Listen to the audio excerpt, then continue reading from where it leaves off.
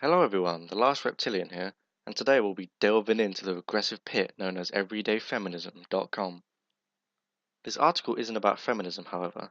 It focuses on race and one race, the white race, being indoctrinated racist scum. So let's waste no time and jump right into this informative article. 11 Ways White Folks Avoid Taking Responsibility for Racism in the US by Robin DiAngelo. Oh shit, it's Dr. DiAngelo. If you haven't seen my last video on a salon.com article, first, why not? Secondly, I go into more detail on who this woman actually is. So if you aren't quite sure what she's about, check it out. Anyway, back to the article at hand. I am white. I already know where this is going. I write and teach about what it means to be white in a society that proclaims race meaningless, yet remains deeply divided by race. Oh, so you're talking about the Black Lives Matter movement? You know, the deeply dividing group focusing on actually dividing the country by race, right? A fundamental but very challenging part of my work is moving white people from an individual understanding of racism, i.e., only some people are racist and those people are bad, to a structural understanding. Oh, I guess not then. So what we're trying to tell people is that saying some people are racist arseholes isn't right, and that we need to understand it as an institution where all white people benefit, meaning we all have racial bias and are all racist. Yeah, that makes perfect sense. Your idea is the much more logical one. A structural understanding recognizes racism as a default system that institutionalizes an unequal distribution of resources and power between white people and people of color. This system is historic, taken for granted, deeply embedded, and it works to the benefit of whites. Right, I'm just going to wait and see how white people benefit from this. The two most effective beliefs that prevent us whites from seeing racism as a system are 1. That racists are bad people, and 2. That racism is conscious dislike. So the main reasons we fail to see this systemic racism is that we're being too logical and need to put on our everything is racist glasses to understand what it is you're actually talking about. If we are well-intended and do not consciously dislike people of color, we cannot be racist.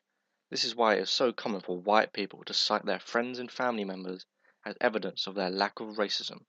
However, when you understand racism as a system of structured relations into which we are all socialized, you understand that intentions are irrelevant. And when you understand how socialization works, you understand that much of racial bias is unconscious. So when it comes to being racist, we have no free will. Your good intentions of not being a racist dick is irrelevant because you obviously have unconscious bias against non-whites. I can't be fucked to read the rest of this shit, so I'm going to skip until we actually get to the point of this article. The rules of engagement. Alright, here we go. Let's do this. After years of working with my fellow whites, I have found that the only way to give feedback correctly is not to give it at all. Thus, the first rule. Fucking shit on my dick.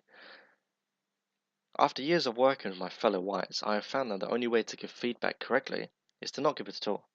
Thus, the first rule is cardinal. Number 1. Do not give me feedback on my racism under any circumstances. If you do, you break the cardinal rule. I'm going to fall into the trap that this author is setting and actually defend some of these ways of avoiding responsibility, but I don't care. 2. Proper tone is crucial. Feedback must be given calmly. If there is any emotion in the feedback is invalid and does not have to be considered. Alright, well, what is wrong with that? Firstly, if you're being screamed at by some Black Lives Matter moron about how all white people are racist and they're not giving you any chance to respond, why should you take them seriously? And to be honest, I do understand why this person is saying this is dumb, because we've all been in an argument and got angry and angrily expressed our opinion, which doesn't make it less valid. But what I think this person is forgetting is that many people just argue from emotion. You know, they're upset or angry that their dogmatic beliefs are being challenged, so they just ignore all the facts and just scream and shout and let it all out. I'm going to read the next 5 of these, one after another, as I pretty much have the same reply for all of them. 3.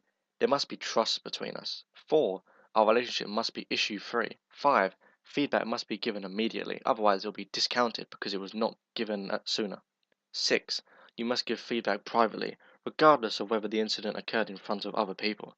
To give feedback in front of anyone else, even though those involved in the situation, is to commit a serious social transgression.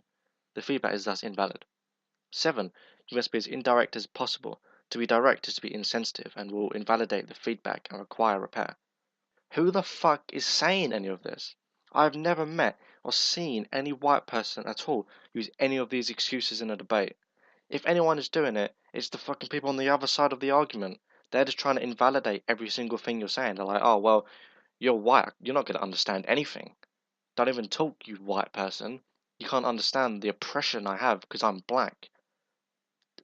It makes no fucking sense. You're just lying. You're projecting as well. Anyway, 8. As a white person, I must feel completely safe during any discussion of race.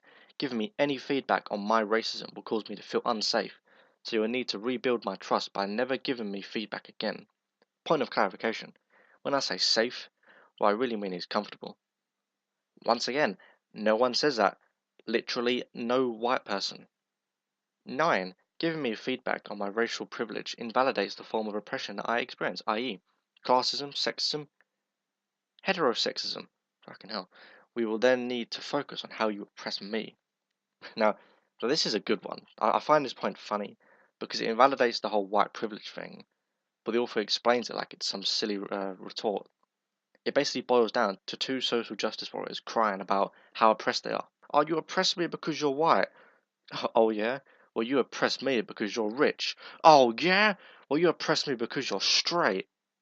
The only people having that conversation are pussies competing in the oppression Olympics. None of you are oppressed. You're all equally retarded. 10. You must focus on my intentions, which cancel out the impact of my behavior. This is projection from the other side of the argument. Non-white people, primarily black people, crying about racial distress or advocating for racial segregation and actual racism. 11. To suggest my behavior had a racist impact is to have misunderstood me.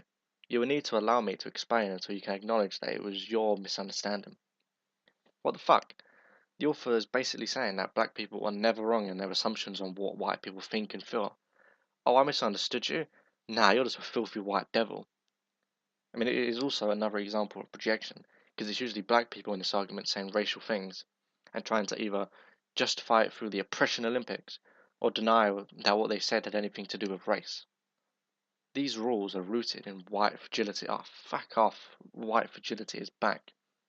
For those of you unaware what white fragility is, it's basically when cream crackers like us get really uncomfortable when even a minimum amount of racial stress comes about. I like this paragraph a lot. Many of us actively working to interrupt racism continually hear complaints about the gotcha culture of white anti-racism.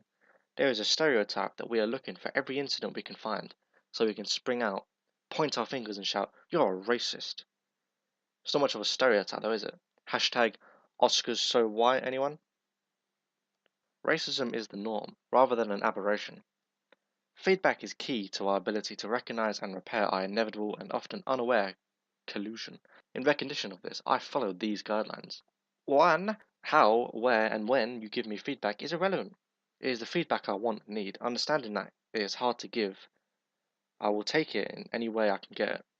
From my position of social, cultural, and institutional white power and privilege, I am perfectly safe and I can handle it. If I cannot handle it, it's on me to build my what the fuck is racial stamina? And 2, thank you.